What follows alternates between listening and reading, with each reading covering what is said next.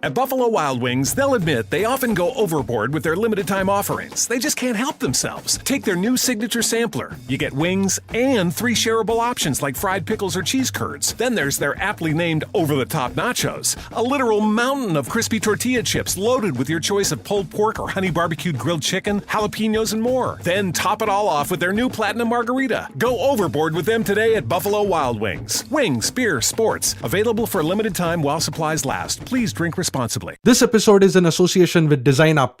DesignUp is India's go-to conference for design and tech and rated among the world's most exciting events by Cods.com. DesignUp returns to Bangalore on October 25th to 27th with a stellar speaker lineup, actionable talks, and masterclasses. DesignUp covers diverse topics like UI, UX, product design, AR, VR, emerging interfaces, and more. For more details, visit designup.io. Welcome to Audio Gyan with Kedar Nimkar, a podcast that documents insightful conversations with Indian designers, artists, musicians, writers, thinkers, and creatives of all types. Catch us on iTunes or visit audiogyan.com for more Gyan sessions. Here's your host, Kedar Nimkar. Today I have Makarand Sathe with us. Makarand sir is an architect by profession and has been writing plays, novels, articles, and films in Marathi for last 2 decades. His plays have been performed at national and international festivals. His 3-volume social political history of Marathi theatre was published to acclaim in 2010. He is undoubtedly a playwright in Marathi theatre industry who needs no introduction. So without further ado, I welcome Makarand sir on the show, and thank you sir for giving us your time, and welcome to Audio Gyan. My pleasure. Yeah. My pleasure. Yeah. So today's discussion, actually I have come up with few questions, and the topic revolves around, is it possible to write critically in these times?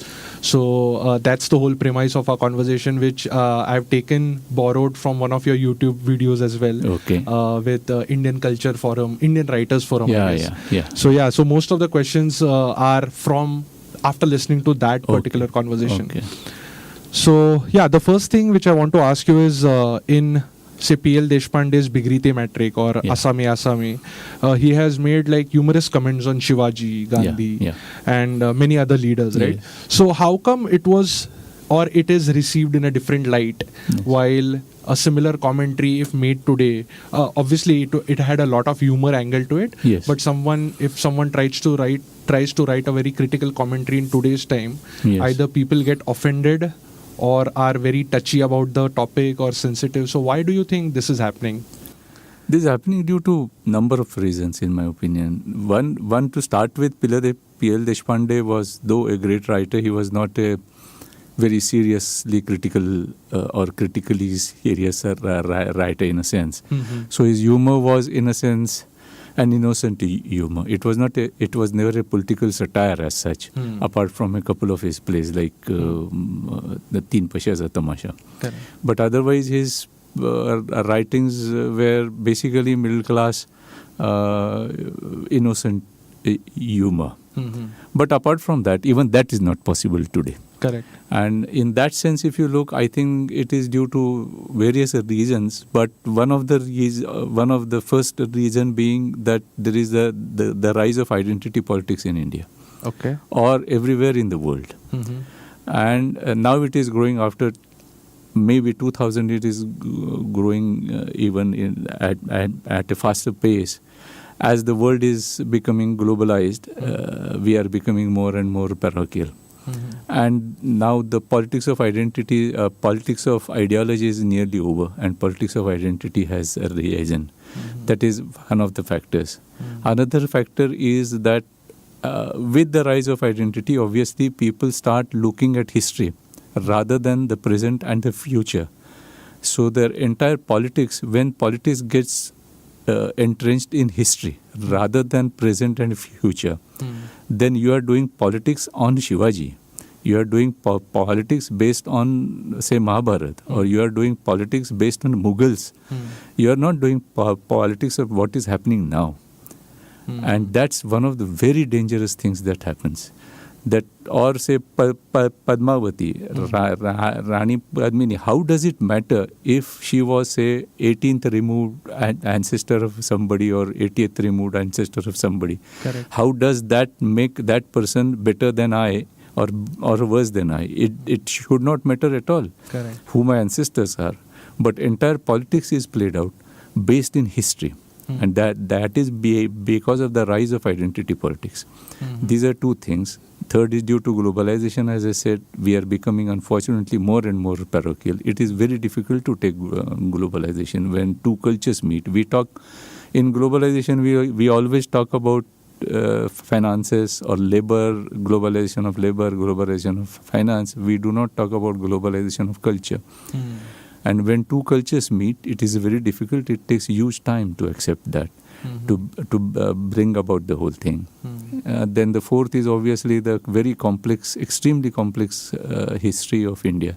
We are a unique country where so many cultures, so many dialects, so many languages, so many religions and castes and everything lives together in one place as a country. This experiment has never been tried. When it was in the earlier times, when it was tried on the basis of secularism, which very fast became pseudo-secularism, which very fast became, started making groups for getting and votes, groups on identities. Correct. And whenever one group was given something, it was not actually benefiting out of it. Like whatever Congress did for Muslims, actually they didn't do anything for Muslims. But an idea was created that lot has been done for the Muslims. The optics like of talaq, like the laws about talaq, Shah Bano case or something. How did Shah Bano verdict help the Muslims? It did not help the Muslims. How does allowing Muslims to have 4 wives help Muslims? It doesn't help Muslims. But on one hand, Muslims also feel that we are helped, and Hindus feel that we have been deprived. So a kind of weird kind of sense is being created because of all this. The worst being politics entrenched in history. Because we have a very complex history, and the whole idea of constitutional republic is to look to the present and the future, not to the past. And this is growing, obviously, after 2014 and the Modi regime or the RSS, because their obvious idea of nationhood is entrenched in parochial Hindu ideas. Correct.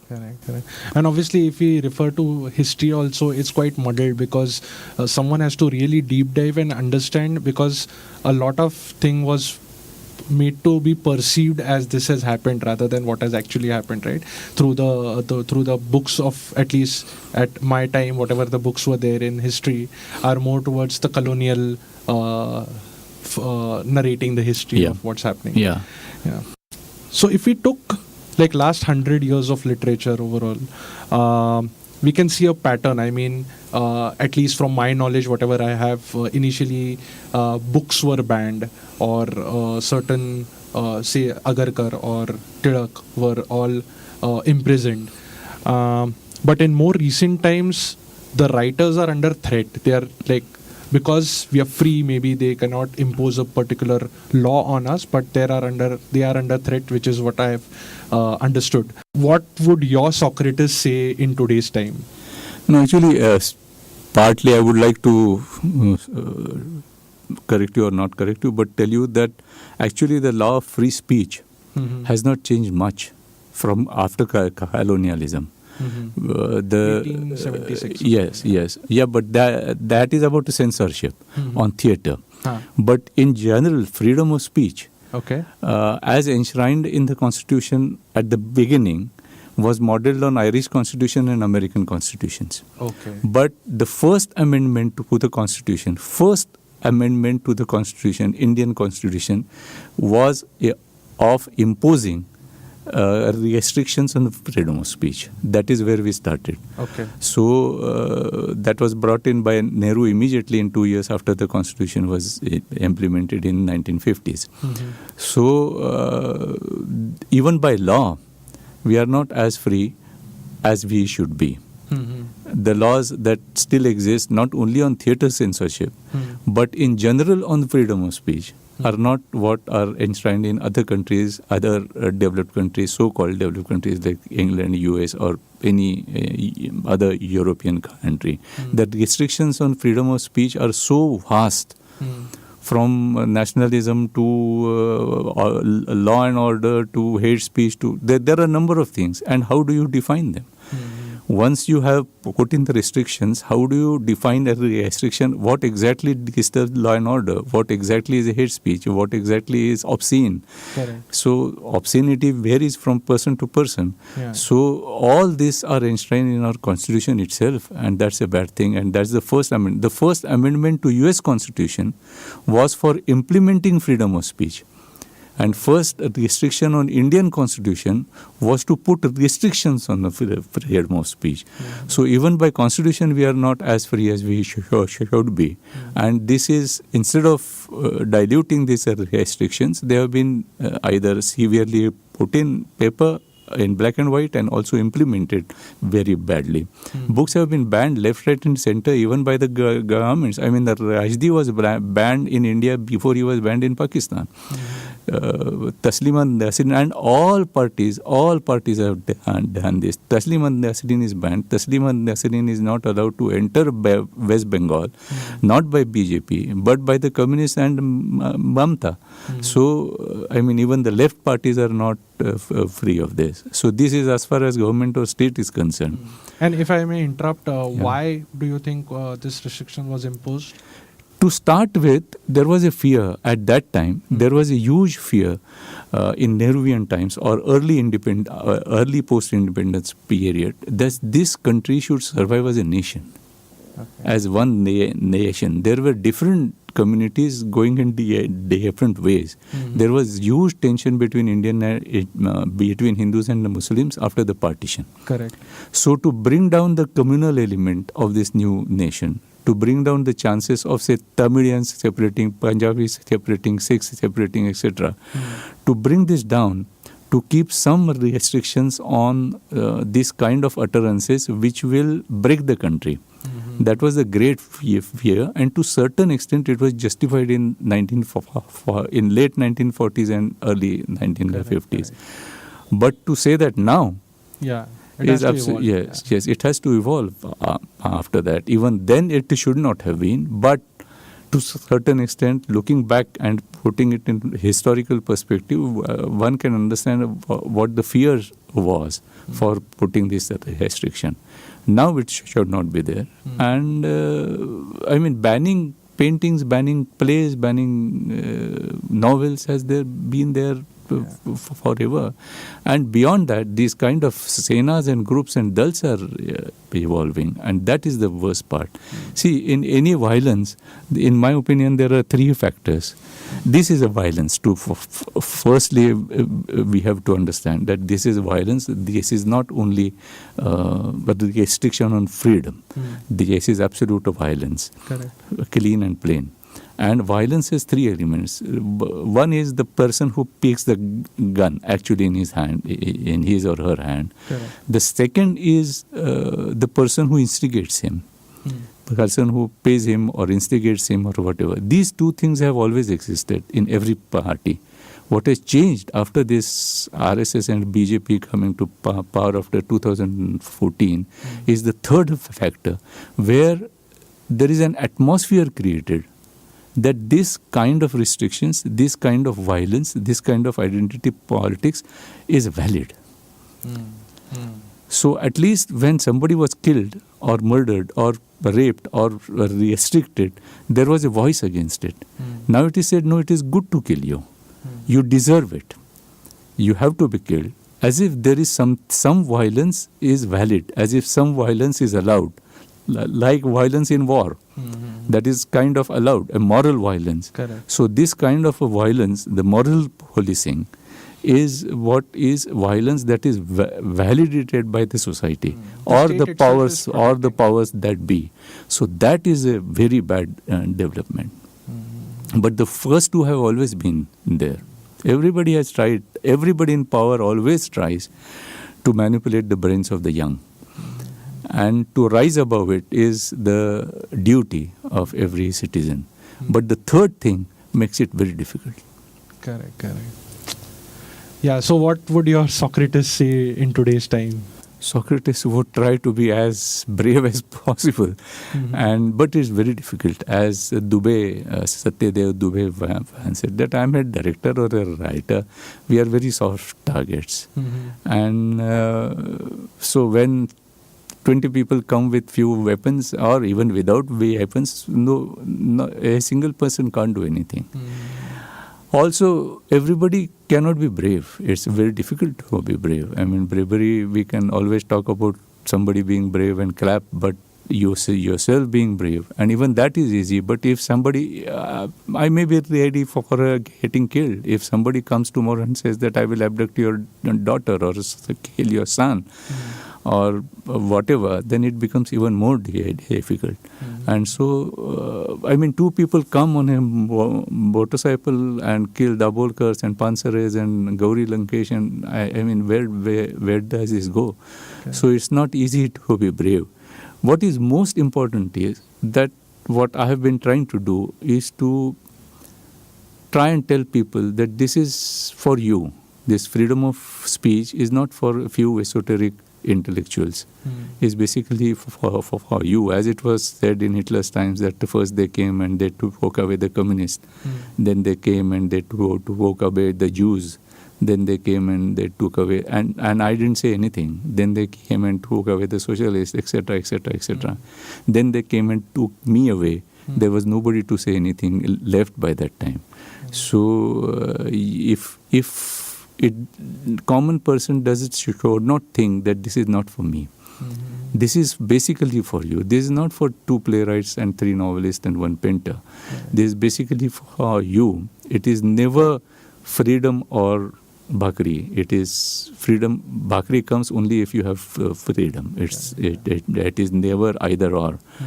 And so, and only there have been efforts. There have been novelists and poets and painters coming together, standing for each other, returning awards, and all these things. All these things are necessary. But what is really necessary is to evoke the common man.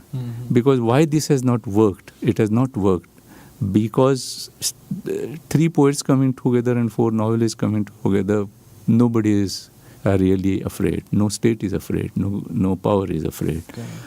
What they will be afraid of is if people start supporting the novelist. Correct. There should be a huge uproar if a Dabholkar gets killed. The government should be made to resign if a Gauri Lankesh gets killed. That only common person should do. So what a writer or anybody who believes in this should do is to try and cultivate this culture, try and tell people, try and make them believe that this is basically for you. This is very important for you, your sons and daughters. What you're making is like, actually I have just remembered in one of Pula Deshpande's bhashan, he was saying that like when people don't come together to build a theater and say ki sarkar nahi hai kelo pahiye, so there will be a point where even the sarkar will tell what to do and what to sing, and that will be the most disastrous moment in the human civilization itself, where the government will tell which song to be published or which song to be aired and not aired. That's right. So I think being a pessimistic thought on this, that until and unless that point comes, nobody's going to come and rebel on the street, I guess. No, as of now, we are certainly going downhill. It's not a very but there is a ray of hope where, I don't know whether like you can elaborate on that, but there have been like Facebook communities and certain online petitions which are filed where people are coming together, and again there is since the internet is slightly a new medium, there hasn't been much content regulation or restrictions put on online. So maybe that is something which is looking for a hope that yes, people will come together when things are falling apart. What is your there was a huge hope to start with in internet. most of the technologies to start with are emancipatory. They give poor people or the downtrodden something that will help them. Most of the technologies. But the problem is that these technologies are always captured by the powers. And in fact, with internet or the social media as it is called, either WhatsApp or tweet or whatever, is the problem of it being absolutely faceless and no editorial restriction or no accountability. Yeah. And that, if you remember the Egyptian revolution that happened a few years back, or the entire Arab revolution as it spread through Libya and all those countries, it was started by the social media. But it was brought under control very fast, and they are now in worse condition than they were. Because any revolution, any change has two aspects to it. One is the destruction of the bad and to creation of the new. If there is no positive side to it, that is one. And secondly, with the facelessness of internet or all this social media communication, it is very easy to spread rumors and falsehood than to spread truth. Correct. It is very easy to appeal to bad emotions and very difficult to spread word which will evoke you to listen to your reason and brain rather than your ugly emotions. It is very easy to convince you that you have been badly dealt with.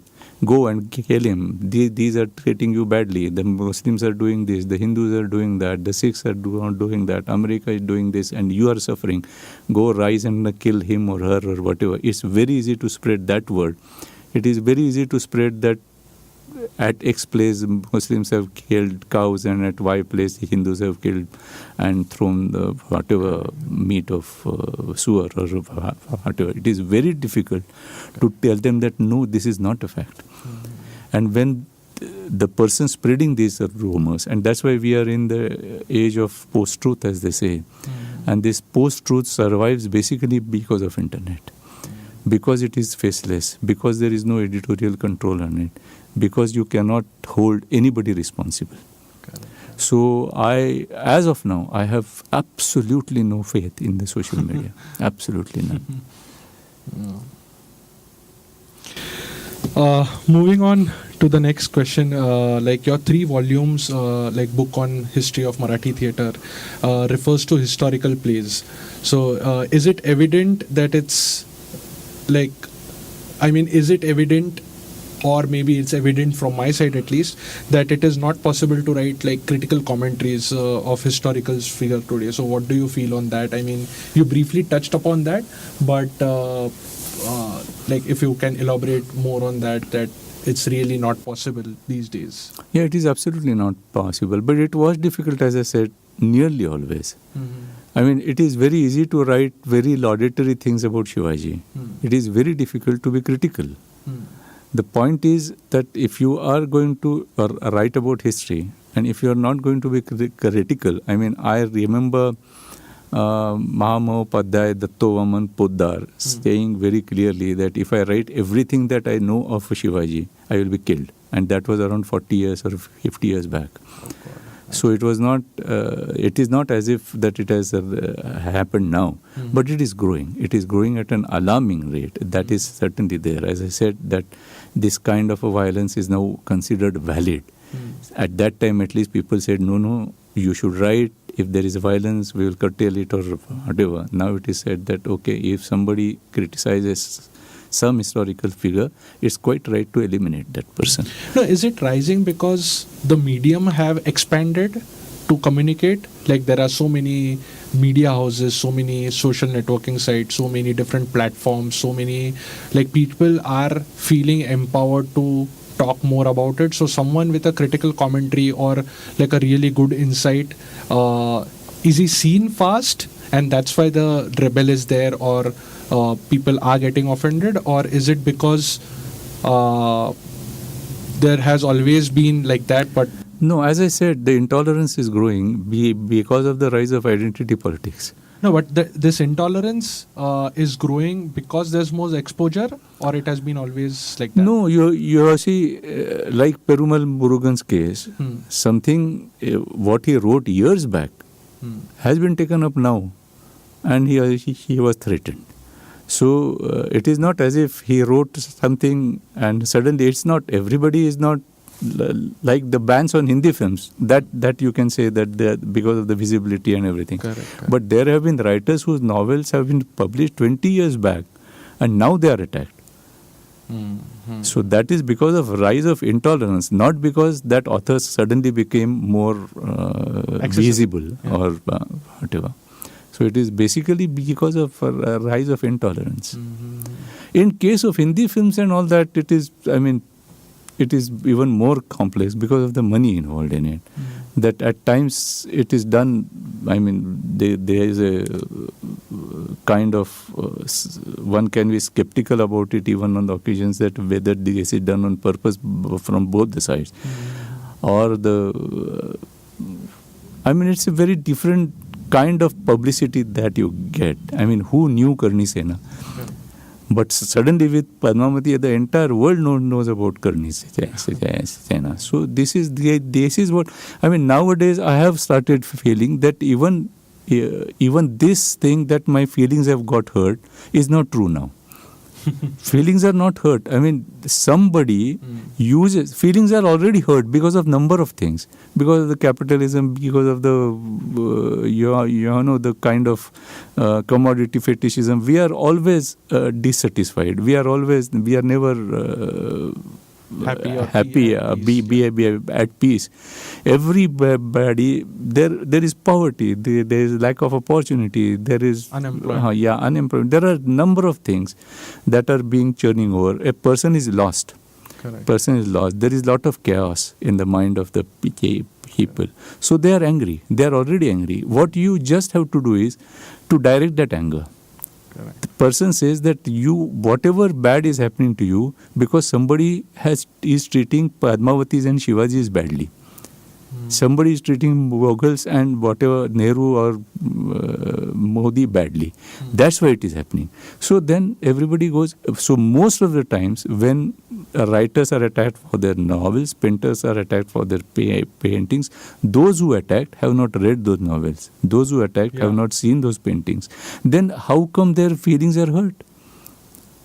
You're just channelizing. You are just channelizing their already hurt feelings for your political gains. Because novelists, painters, filmmakers are famous. When you attack somebody like that, you become famous. Even sportsmen are attacked for their attire. Somebody should not be wearing such short skirts and this and that. Why is it done? It is done because obviously the moment you attack a very popular sports person, you are going to get attention. And then that attack is diverted. It is very easy, as I said, to tell person that you have been wronged. You have been wronged because Padmavati has been dealt with badly. It's very sad. Your anger, see how people are doing bad things about your ancestors. Person is already angry. His anger is just diverted. He doesn't know the film. Everything about Padmavati film happened before the film was released, before anybody saw the film. Plus, people are carrying a lot of baggage as well. So you're just capitalizing on that. And at the same time, we say that Modi or anybody, why he is a great leader? Because he came from a very humble background. And we are all the time also saying that my ancestors were great. Why? Even if my ancestors were not great, I should be judged on what I am, not on what my grandfather or 18 generations before person was. So on one hand, we are modern. We have not really entered modernity, where my actions will be judged on my actions and not by my birth. because we are a casteist society, because we are very antagonistic in the religious terms. That is what is happening, that we treat the others.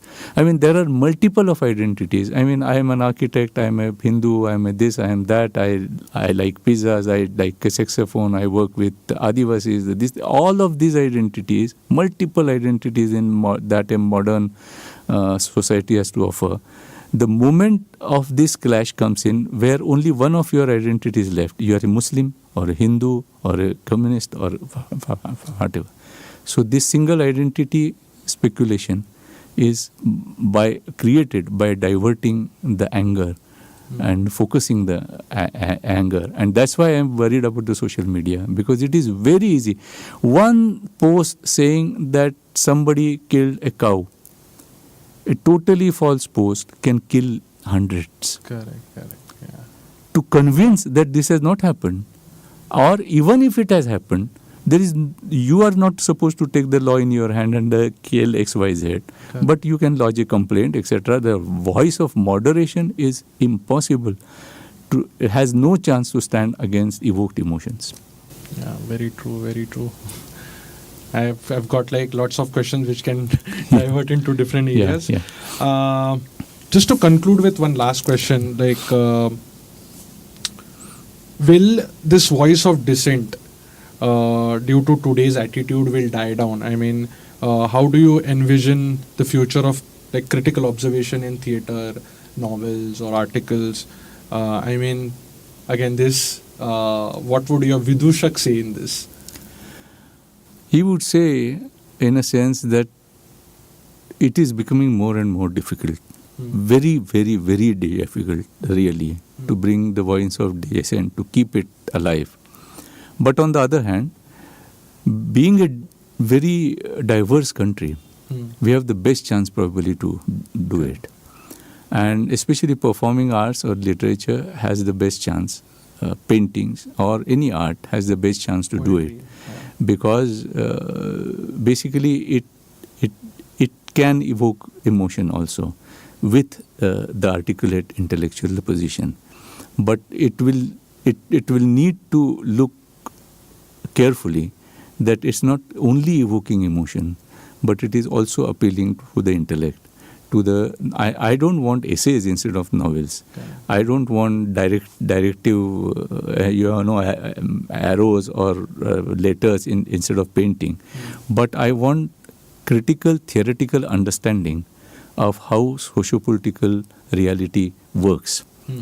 And if the artists or writers, painters do not try to have it, do not increase their worldview intellectually, they are not going to understand why it is happening. They can understand this is happening, and they will portray only this is happening, and that won't change unless the theoretical undercurrents are understood, unless the deeper realizations are there that why it is happening, and that also is depicted in a very constructive and non-chauvinistic, that it should not be put in chauvinistic terms, but in a moderational terms. Now, by moderate, I don't mean not be radical. You have to be radical and absolutely intolerant of intolerance, and very strongly standing for it. But your voice should not be chauvinistic. Otherwise, all the deeper content is lost. Even if the deeper content is there and you are chauvinistic, it can be very counterproductive. So there is a chance, because we are a diverse country, all these efforts will ultimately fail of unifying people, making one human being of everybody on the set. Let's unite. It seems a very great announcement, and it's a good announcement. It's a good thing to unite. But unity doesn't mean that you have to dissolve yourself. Correct. Unity does not mean you have to dissolve the differences and the divisions. Not divisions, but differences. So unless diversity is there, unity will become like unity of a herd of animals. And that will be an ultimate fascist idea of universe. Now, because we have this diversity, that's our basic hope, that we can still retain the diversity and then be united. I guess the new form of expression can be like simple hard facts also, because as earlier time in one of your interviews also you mentioned that a lot of people use metaphors and things like that to communicate the subtext. But I think today's Janata is evolved enough to understand that there's no need of metaphor, but direct truth can also communicate much more strongly. Metaphors also work because metaphors give you, but the metaphor has to be deep enough. Correct. Metaphor should not be shallow. Metaphor should be deep enough or wide enough to encompass a much deeper meaning. And some things you see, there is a lot of ambiguity. There is a lot of element of ambiguity in good art. Correct. Aesthetically, that you need not be very flat, you need not be very bold. You can be ambiguous about certain. There are about few things there should be no ambiguity. Like there is poverty, like there is exploitation, like there is difference in or vast divisions in the society. Like where rich are becoming more rich and poor are becoming more poor, or they are not becoming as rich. And that is happening due to exploitation. It's not happening just like that. So there are some things which are not ambiguous at all. Women are raped and murdered. So all these are not ambiguous things. So ambiguity as a good point in literature or theatre can still be there, but not about certain things. About certain things, one has to be very hard and clear. About basic socio-political exploitation and divisions.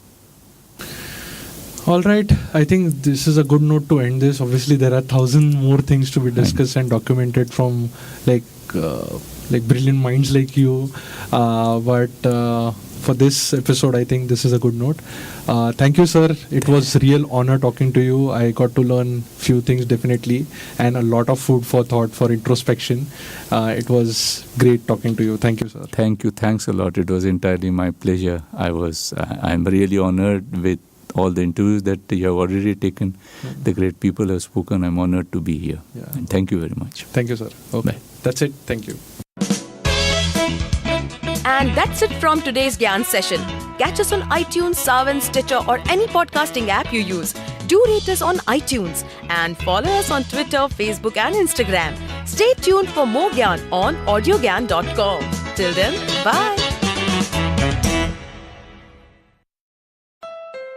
If you want to experience moments of joy, excitement, and satisfaction, visit the Honda Summer Spectacular event, where well-qualified buyers can get 1.9% APR on the 2018 Honda Accord, part of KBB.com's 2018 Best Overall Brand. You've just entered car buying bliss.